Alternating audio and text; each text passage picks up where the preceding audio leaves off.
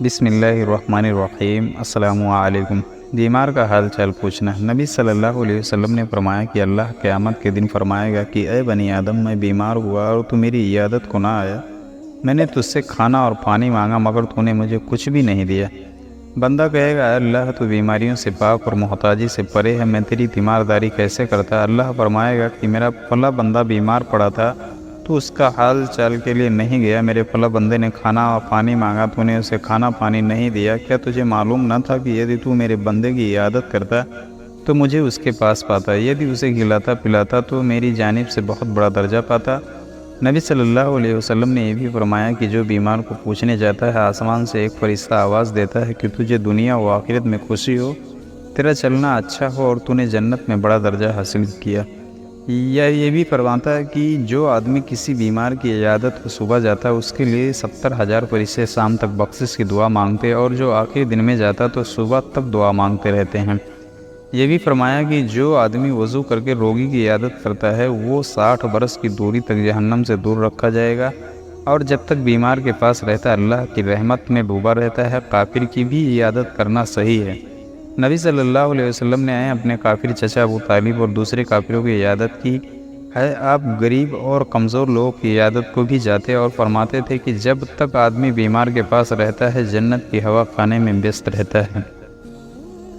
نبی صلی اللہ علیہ وسلم کے پاس جب کوئی بیمار لایا جاتا تو آپ اس کے شریر پر ہاتھ پھیرتے اور شفا کے لیے دعا مانگتے، اور جب آپ صلی اللہ علیہ وسلم خود بیمار ہوتے تو سورہ فلق اور سورہ ناس پڑھ کر اپنے ہاتھوں پر دم کرتے اور انہیں بدن مبارک پر پھیرتے۔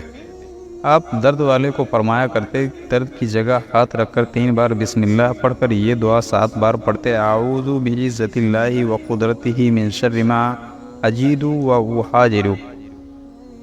موت اور بیماریاں۔ نبی صلی اللہ علیہ وسلم نے فرمایا کہ مسلمان توحید پرست کو جو تکلیف، مصیبت اور دکھ، درد یا چنتا پہنچتی ہے، یا کسی طرح کا کوئی کانٹا لگتا ہے، تو اس کی وجہ سے اللہ اس کے گناہ دور کر دیتا ہے، اور جو صبر کرتا ہے اور شکر ادا کرتا ہے، بیماری میں گناہوں سے ایسے پاک صاف ہو جاتا ہے جیسا کہ ماں کے پیٹ سے بے گناہ پیدا ہوا تھا۔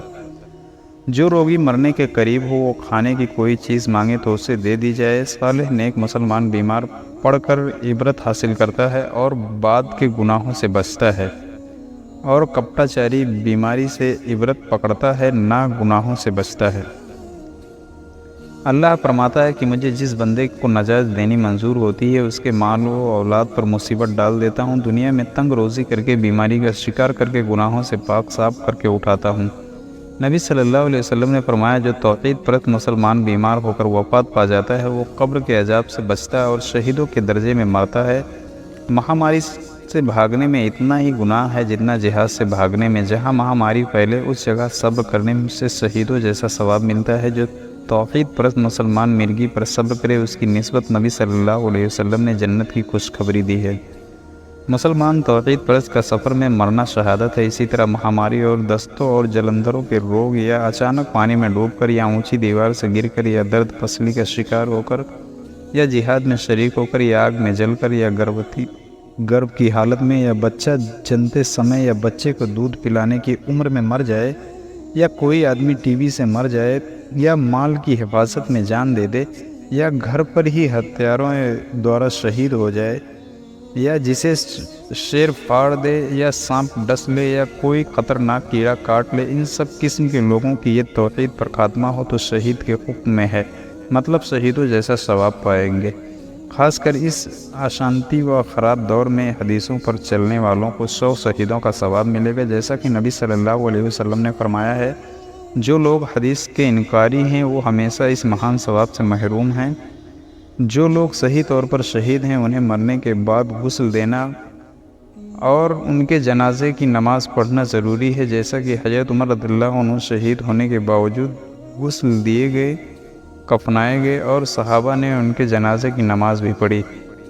وصیت۔ نبی صلی اللہ علیہ وسلم نے فرمایا، جس مسلمان کے پاس کچھ وصیت کے قابل مال ہو، اسے صوبہ نہیں دیتا کہ بنا وصیت کے اس پر 2 یا 3 راتیں گزارے۔ سخت بیماری کی حالت میں 1/3 مال سے زیادہ وصیت و خیرات کرنا جائز نہیں۔ ایسی حالت میں وصیت کا مال غریبوں کو ثواب کی نیت سے صدقہ دینا صحیح ہے، چاہے رشتہ دار ہوں یا غیر، لیکن وارث کے لیے کسی طرح کے مال کی وصیت جائز نہیں، ان کا حق اللہ نے پہلے ہی مقرر کر دیا ہے۔ جب آدمی بالکل سست اور اچھا بھلا ہو، اسے اختیار ہے چاہے اپنا سارا مال ایک آدمی کو دے دے، لیکن بیماری کی حالت میں ایسا نہیں کر سکتا۔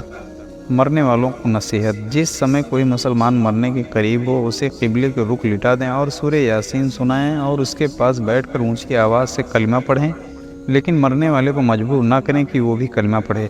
نبی صلی اللہ علیہ وسلم نے فرمایا کہ جس کا خاتمہ لا الہ الا اللہ پر ہوتا ہے وہ جنتی ہے۔ جب یہ آدمی مر جائے تو پاس بیٹھنے والے اس کی آنکھیں بند کر دیں اور لاش کو کپڑے سے ڈھانک دیں۔ اس بیان کو اپنے دوستوں اور جاننے والوں کو شیئر کریں تاکہ دوسروں کو بھی آپ کی ذات و مال سے فائدہ ہو اور یہ آپ کے لیے صدقہ جاریہ بھی ہو جائے۔ کیا پتہ اللہ تعالیٰ کو ہماری یہ ادا پسند آ جائے اور جنت میں جانے والوں میں شمار کر دے۔ اللہ تعالیٰ ہمیں علم سیکھنے اور اسے دوسروں تک پہنچانے کی توفیق عطا فرمائے۔ آمین۔ خدا حافظ۔ وآخر دعوانا الحمدللہ رب العالمین۔